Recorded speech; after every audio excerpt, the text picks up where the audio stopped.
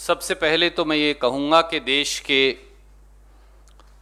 डॉक्टरों, nurses, paramedical staff और अस्पतालों, कोरोना काल में जैसे उन्होंने जान हथेली पर रखकर और कई बार जान की कुर्बानी देकर देशवासियों की मदद की, इलाज किया, उपचार किया और फिर उस समय और उसके बाद कोरोना निरोधक टीकाकरण में मदद की, उसके लिए पूरा देश उनका कृतज्ञ है।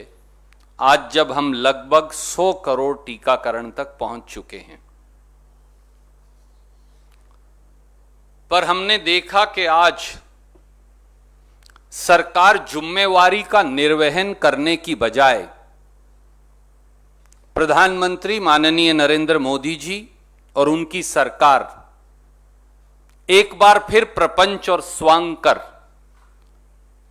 खुद की पीठ थपथपाने में लगी है। पर मोदी सरकार जान ले कि जश्न मनाने से जख्म नहीं भर जाएंगे। मैं फिर दोहराता हूं, मोदी सरकार ये जान ले कि झूठा जश्न मनाने से जख्म नहीं भर जाएंगे। मोदी सरकार के निकम्मेपन, आपराधिक लापरवाही और कोरोना टीकाकरण की नीतियां बार बार बदल देशवासियों की जान जोखिम में डालने के लिए जवाबदेही मांगने और सुनिश्चित करने का समय आ गया है। देश 139 करोड़ देशवासियों की ओर से आज भारतीय राष्ट्रीय कांग्रेस के मंच से मैं कहूंगा कि प्रधानमंत्री माननीय नरेंद्र मोदी जी और भाजपा की सरकार देश को महत्वपूर्ण पहलुओं पर जवाब दे। पहला, 74 करोड़ एडल्ट भारतीयों को 106 करोड़ कोरोना निरोधक टीका कब तक लगेगा? By which date will 74 crore adult Indians be administered 106 crore corona injections और वैक्सीन्स? ये मैं कैसे निकाल कर लाया हूं आपको बताऊंगा। देश की कुल जनसंख्या 139 करोड़ आज है। उसमें से 93 करोड़ लोग 65 साल से कम के वयस्क हैं, एडल्ट्स हैं, और लगभग 10 करोड़ लोग 65 साल से अधिक के हैं। तो 103 करोड़ लोग एडल्ट्स हैं। सरकार के आज के आंकड़ों के मुताबिक इन 103 करोड़ में से 29 करोड़ लोगों को दोनों टीके कोरोना के लग चुके हैं। यह लगभग 20.60% या 21% बनती है। 29 करोड़ लोगों को दोनों टीके लगाएं तो 58 करोड़ टीके बन जाते हैं। तो 100 करोड़ में से 58 निकालिए तो बाकी 42 करोड़ लोगों को एक टीका लगा है। 29 करोड़ को दोनों टीके यानी 58 करोड़ टीके, बाकी 42 करोड़ बचे तो उन्हें एक टीका। इसका मतलब यह हुआ कि 103 करोड़ में से 32 करोड़ एडल्ट्स ऐसे हैं जिन्हें एक भी टीका आज तक नहीं लगा। Because the total of 29 crore and 42 crore is only 74 crore. So 32 crore adults ऐसे हैं जिन्हें एक टीका भी नहीं लगा और 42 करोड़ एडल्ट्स ऐसे हैं जिन्हें एक टीका लगा है। And we all know one corona vaccine is not enough to protect you from the disease. It is still lurking in the shadows. 31 दिसंबर 2021 तक मोदी जी ने कहा है कि सब वयस्क यानी एडल्ट पॉपुलेशन को दोनों टीके लग जाएंगे। तो 70 दिन आज बचे। 70 दिन में उन्हें 32 करोड़ लोगों को 2 टीके और 42 करोड़ लोगों को 1 टीका यानी 106 करोड़ टीके और लगाने। अब अगर मैं इनकी एवरेज बताऊं आपको, तो उन्हें हर रोज 151 लाख कोरोना वैक्सीन लगाने चाहिए। पर पिछले 6 दिन की अगर आप एवरेज देखें, 16 अक्टूबर से 21 अक्टूबर की, तो वो एवरेज है 39 लाख प्रतिदिन। लगने चाहिए 151 लाख कोरोना वैक्सीन प्रतिदिन, लग रहे हैं 39 लाख। तो मोदी जी ये भी बता दें, पीठ थपथपाने के साथ साथ स्वास्थ्य मंत्री भी बता दें कि 70 दिन में 106 करोड़ टीके कब और कैसे लगाएंगे, देश जानना चाहता है। नंबर 2, दुनिया में दोनों टीके अपनी जनसंख्या को लगाने की औसत में, परसेंटेज में, भारत 20 देशों में 19वें स्थान पर है। यह बात कोई नहीं बता रहा, इसलिए what I have done is I have prepared a chart for you and I'm sending you this chart. This is the world chart of 20 countries, top 20 countries. We are at number 19 out of 20 countries in administering vaccine, both vaccine doses to our population. लगे हाथ इसका जवाब भी दे दें। Number 3, corona काल में आपराधिक लापरवाही और देशवासियों की जान से खेलने की क्रूरता का जवाब भी दे भाजपा सरकार।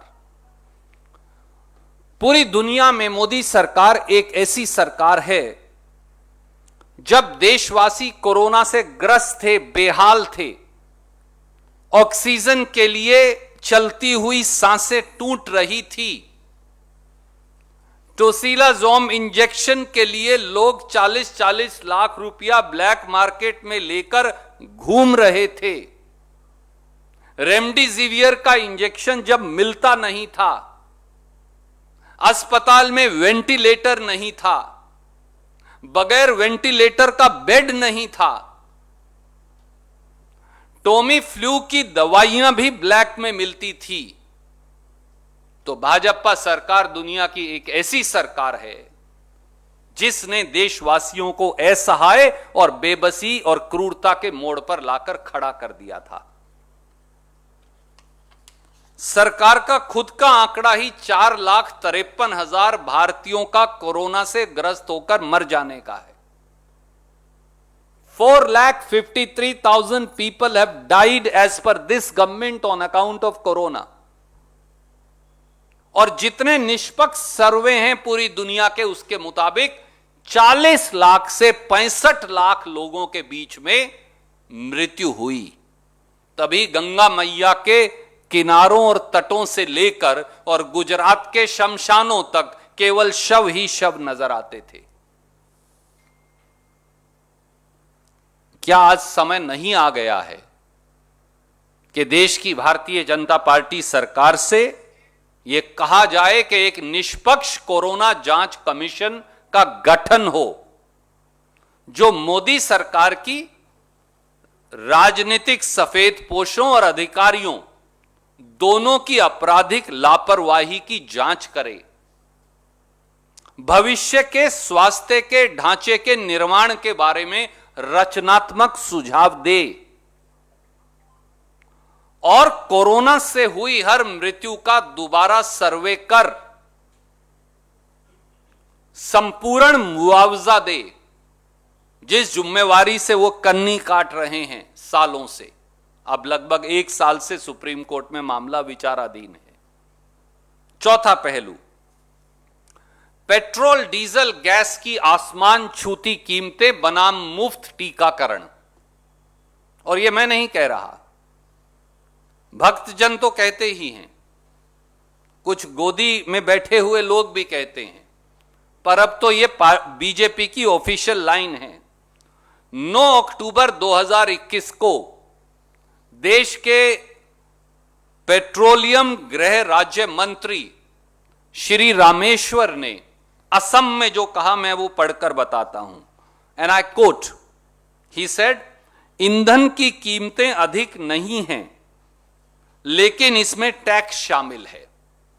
फ्री वैक्सीन तो आपने ली होगी, पैसा कहां से आएगा? आपने पैसे का भुगतान नहीं किया है, इसे इस तरह से एकत्र किया गया, अनकोट, पूर्ण विराम। यह भारत सरकार की ऑफिशियल पॉलिसी है। वो कहते हैं कि जो डीजल, गैस और पेट्रोल की कीमतें हैं, ये इसलिए हैं कि आपने वैक्सीन देशवासियों मुफ्त में लिया। तो आज आपके माध्यम से मैं देशवासियों को इसका भी खुलासा करूंगा। मार्च 2020 से आज तक, यानी कोरोना काल में ही, प्रधानमंत्री मोदी जी और उनकी सरकार ने 13 रुपया लीटर पेट्रोल की कीमत बढ़ाई और 16 रुपया लीटर डीजल की कीमत बढ़ाई और 305 रुपया गैस सिलेंडर की कीमत बढ़ाई। यह पिछले कोरोना काल से आज तक, केवल ये मार्च 2020 से आज तक का आंकड़ा है। 13 रुपया पेट्रोल, 16 रुपया डीजल, 305 रुपया गैस। अब देखिए कि टीके की कीमत कितनी है। 103 करोड़ वयस्क अगर हैं और उनमें से सब कईयों ने पैसे देके लगाया था, पर मान लीजिए किसी ने नहीं लगाया, तो 103 करोड़ को अगर आप 200 रुपया प्रति टीका से गुना करें तो कीमत आती है 20,600 करोड़। तो ज्यादा से ज्यादा जो पैसा खर्चा वो 20,600 करोड़, वो भी तब जब सबको लग जाएगा। वो तो आज तक खर्च भी नहीं हुआ, पर मान लीजिए। और सरकार ने, निर्मला जी ने 2021-22 के बजट में कहा कि हमने 35,000 करोड़ टीकाकरण के लिए रखा है, वो भी बचा लीजिए, छोड़ दीजिए उसे। 2019-20 में आरटीआई के जवाब में आया है कि मोदी सरकार ने केवल पेट्रोल और डीजल, गैस भी छोड़ दीजिए, उससे कमाया था 2,88,314 करोड़। ये मैं डेटा भेज रहा हूं। और 2020-21 में मोदी सरकार ने पेट्रोल और डीजल पर टैक्स बढ़ाकर कमाया 4,30,736 करोड़। यानी एक साल में ही देशवासियों आपकी जेब से केवल पेट्रोल डीजल से 1,25,422 करोड़ अतिरिक्त निकाले। तो कोरोना के टीके की तो कीमत 20,000 करोड़ भी नहीं है, तो बाकी कहां गए? अगर ये क्राइटेरिया है तो हमें वापस दे दीजिए कीमतें कम करके। अगर आपने केवल कीमत ही वसूलनी थी मुफ्त टीके की तो 20,000 करोड़ बनते हैं, पर आपकी आरटीआई कहती है कि आपने एक साल में 1,25,000 करोड़ हमसे फालतू ले लिए। तो क्या वापस करेंगे मोदी जी? और पांचवां पहलू जो बहुत महत्वपूर्ण है, 2 वैक्सीन कंपनी इस समय हमारे यहां टीकाकरण करती हैं। उसके अलावा एक और local vaccine manufacturer, Corbevax vaccine और जॉनसन एंड जॉनसन की वैक्सीन लाइसेंस देकर हिंदुस्तान में बनना, ये दोनों बातें अब महीनों से सरकार के विचाराधीन हैं। मोदी जी, आप निर्णय क्यों नहीं करते? क्या मोदी सरकार बताएगी कि भारत में बनने वाली बायोलॉजिकल ई वैक्सीन जो उनके मुताबिक सितंबर 2021 में आने वाली थी, उसे आज तक मंजूरी क्यों नहीं दी? Where is it pending? Why is it pending? More so when I am told government has given 1,500 crore rupees advance also. This is the same company जो 1953 में, जिसने डीपीटी वैक्सीन पंडित नेहरू ने जब लॉन्च किया था मिशन, तो वो बनाई थी। So they are working since 1953। This is the same company जिसने anti blood clotting heparin drug बनाया था। This is the same company which manufactures anti tetanus and anti TB vaccines also. Why is it that the permission is still pending? Johnson and Johnson की vaccine जो है वो technology transfer के साथ हिंदुस्तान में बननी है, महीनों से पेंडिंग है। कहां सोई है सरकार? और एक और मैं रहस्य उद्घाटन करूंगा। जॉनसन एंड जॉनसन के 35 लाख वैक्सीन इस समय 1 महीने से ज्यादा से central drug laboratory Kasauli Himachal Pradesh में पड़े हैं। तो वो एक्सपायर हो जाएंगे, आप इस्तेमाल क्यों नहीं कर रहे देशवासियों के लिए? इसी तरह भारत में जो एक और वैक्सीन निर्मित होनी है, उसका नाम मैं अभी आपको बता दूंगा। भारत में जो निर्मित हो रही है भारत बायोटेक की वैक्सीन, उसको WHO से मंजूरी क्यों नहीं मिल रही? लाखों भारतीयों ने भारत बायोटेक का वैक्सीन लगाया, इसलिए कि चॉइस ही नहीं है। अस्पताल में जो वैक्सीन दी उसे वो लगवानी पड़ेगी। Now they can't travel abroad, क्योंकि ना WHO ना दुनिया का कोई और देश भारत बायोटेक की वैक्सीन को मंजूरी नहीं दे रहा। तो आपका व्यवसाय है, आपका परिवार है, आपको पढ़ने जाना है, आप हिंदुस्तान से बाहर नहीं जा सकते। Is the government of India not criminally culpable? If the vaccine is okay, then what is the problem in getting the permission? When we are recognizing every other, we are recognizing Pfizer, we are recognizing Moderna, we are recognizing Johnson and Johnson. Why are they not recognizing our vaccine? Is there a defect in the vaccine? Then it's really a criminal thing. And if our vaccine is okay, which I believe to be okay, then why is the permission not being given? और छठा और बहुत महत्वपूर्ण पहलू, इस देश में 30 करोड़ से अधिक लोग 18 साल से कम की आयु के हैं, जिसमें 3-4 साल के बच्चे भी हैं, 5 साल के, और 13, 14, 15, 16, 17 साल के हमारे युवा भी हैं। कॉलेजेस खुल गए हैं, स्कूल्स खुल गए हैं, एग्जाम्स हो रहे हैं, they are out there in the crowd. Modi ji ने यह अनाउंस किया था, याद करिए, अगस्त 2021 में यह घोषणा की थी। मैं आपको रिमाइंड करवाना चाहता हूं, ICMR और नेशनल इंस्टीट्यूट ऑफ वायरोलॉजी ने यह कहा था कि सितंबर 2021 तक 18 साल से कम के लोगों के लिए वैक्सीन बाजार में आ जाएगी। What happened to that? क्या आपके प्रधानमंत्री जी आपकी बात का कोई वजन नहीं बचा अब? या आपकी सरकार केवल घोषणा करती है और फिर कुछ काम नहीं करती? अब तो अक्टूबर खत्म हो गया। 2 वैक्सीन्स की यहां चर्चा भी करूंगा मैं। जाइडस कैडिला जो अहमदाबाद में फैक्ट्री है, उन्होंने ज़ाइकोव-डी बच्चों का वैक्सीन बनाया है। मुझे यह भी बताया गया है कि वो वैक्सीन भारत सरकार को सप्लाई भी कर दिया गया है। तो फिर हमारे बच्चे कोई JEE का, कोई नीट का, कोई 11वीं 12वीं का, कोई कॉलेज का, कोई स्कूल का, कोई यूनिवर्सिटी का, कोई दूसरा एग्जाम दे रहा है, आप उन्हें वैक्सीन एडमिनिस्टर क्यों नहीं कर रहे? If you have that vaccine, please verify. इसी तरह से सीरम इंस्टीट्यूट ने नोवावैक्स वैक्सीन बनाया है 5 साल से लेकर और 17 साल तक के लोगों के लिए। भारत सरकार उसे क्लियरेंस क्यों नहीं दे रही? I am not fighting for a particular company. Modi ji has been visiting these companies. I am only saying if there is a vaccine available for our children, our young adults who are below 18 years though, who are in their teens, why are we endangering them? Why are we risking their lives? Why is it that Prime Minister and the Health Minister do not come forward and tell us? I think this information was not in public domain. That's why we think that it's important to place it in public domain today. And last but not the least, booster dose के बारे में सरकार की क्या नीति है? FDA America ने तो बूस्टर डोज परमिट कर दिया है, क्योंकि इस वैक्सीन का असर सब ये कहते हैं 12 महीने से लेकर 8 महीने से लेकर 12 महीने से लेकर 16 महीने तक रहता है। मैं वैज्ञानिक नहीं हूं, अलग अलग वैज्ञानिकों की इस बारे में ये अलग अलग राय। So it's remains between 8 months, 12 months और 16 months. Then what is the policy for booster dose? Everybody above 65 years of age requires a booster dose in this country.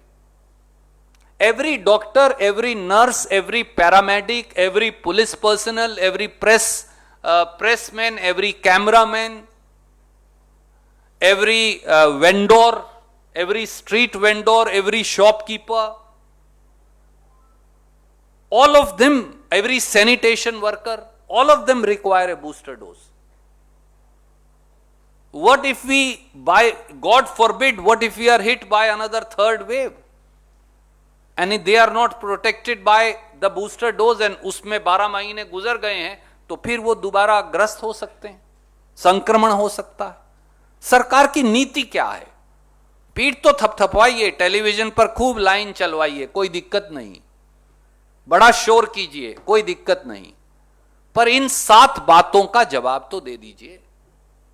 These are very, very imperative. They are not part of any political adversarial position.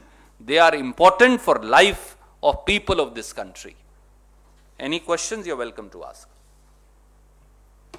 Sir, Bharatiya Janata party के राष्ट्रीय अध्यक्ष ने कहा है कि vaccination के माध्यम से नया कीर्तिमान स्थापित किया गया था।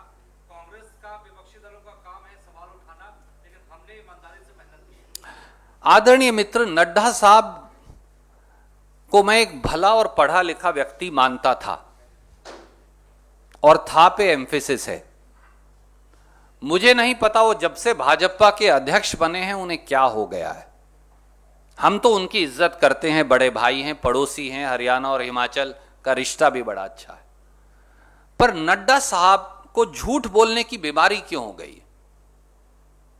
क्या वो ये नहीं जानते वो देश के स्वास्थ्य मंत्री रहे हैं? 1952 से और 2014 तक इस देश की जनसंख्या के कई गुना ज्यादा मुफ्त वैक्सीन लगे, पर कभी किसी प्रधानमंत्री की फोटो वैक्सीन के उस पर नहीं छपी। शायद जितनी ये मैंने 7 प्रश्न पूछे हैं, अगर नड्डा साहब इन्हें पढ़ भी लेंगे तो वो शायद माननीय स्वास्थ्य मंत्री और प्रधानमंत्री से सवाल पूछते हुए खुद शर्मिंदा हो जाएंगे। नड्डा साहब, आपको शर्मिंदा होना चाहिए, क्योंकि आप एक जिम्मेवार, माननीय, इज्जतदार, समझदार व्यक्ति हम मानते हैं, पर झूठ बोलने की बीमारी से जरूर बचना चाहिए, क्योंकि इस बीमारी की कोई दवा और डॉक्टर नहीं है।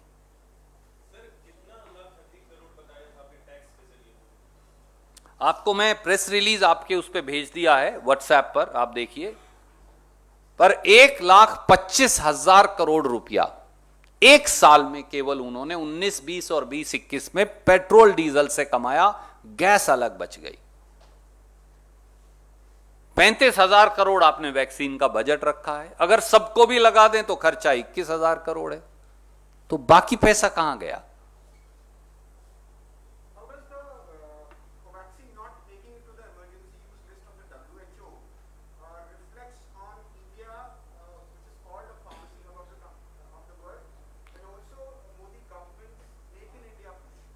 I join in great concern with you on the question. Modi government is its inability, incompetence and sheer ignorance. I deliberately use the 3 words. Modi government's inability, incompetence and sheer ignorance has led to Bharat Biotech's Covaxin not being recognized by European or other countries, as also by WHO. After all, if our vaccine is good, which I believe that it is good, how can other countries refuse to recognize it?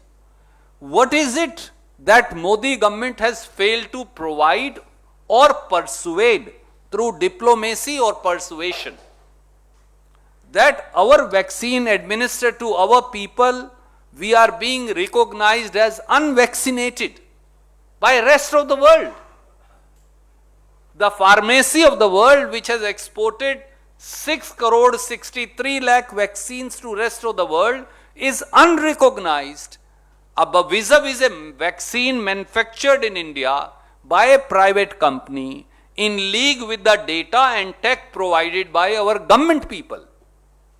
Can there be a bigger failure for any government? Government should be ashamed and should come forward and answer.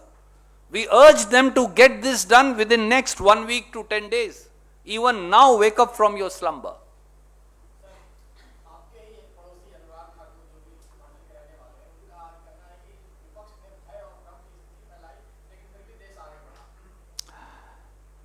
आदरणीय साथी, अनुराग जी एक नौजवान हैं और बहुत दिन मोदी जी ने उन्हें कोप भवन में रखा, उसके बाद अभी रिहेबिलिटेट किया है बड़ा मुश्किल से। मैं उनके पक्ष या विपक्ष में कुछ कहकर उनके राजनीतिक भविष्य पर प्रश्न चिन्ह नहीं लगाना चाहता।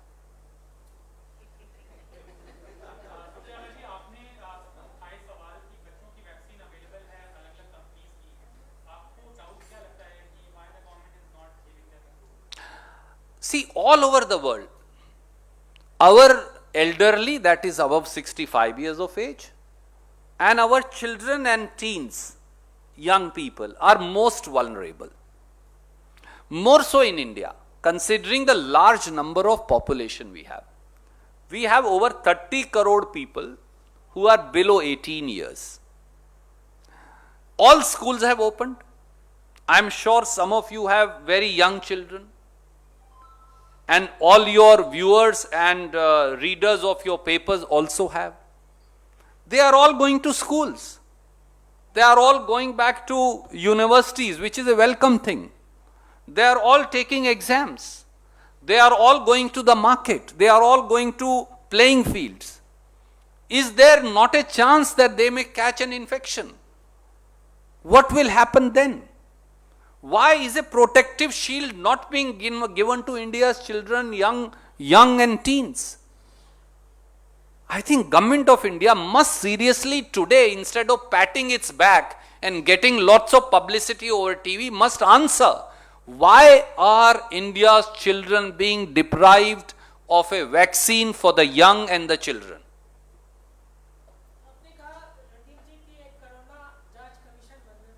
जी साहब, मेरा यह मानना है कि सभी दलों से राय की जानी चाहिए और एक निष्पक्ष, जिसमें हेल्थ विशेषज्ञ भी हों, कोई माननीय न्यायाधीश भी हों और जिसमें वो सब लोग भी हों जिन्होंने आगे बढ़कर कोरोना में जान हथेली पर रखकर काम किया, और हेल्थ एक्सपर्ट्स भी हों। एक ऐसा कमीशन बने। Many countries have made this commission. आपको याद होगा तो इसी मन से राहुल गांधी जी ने यह मांग रखी थी जब उन्होंने 3 महीने पहले एक पत्रकार गोष्ठी की कि एक कोरोना जांच आयोग होना चाहिए। क्या 4,53,000 मौत जो मोदी जी भी मांगते हैं उनका कोई जिम्मेवार नहीं, या 40 से 65 लाख मौत जो आपके अखबार और इंडिपेंडेंट सर्वेज ने लिखा उसका कोई जिम्मेवार नहीं? क्या देश के 40 लाख या 5 लाख लोगों की जान की कोई कीमत नहीं? क्या वो सब अपने आप मृत्यु के शिकार हो गए?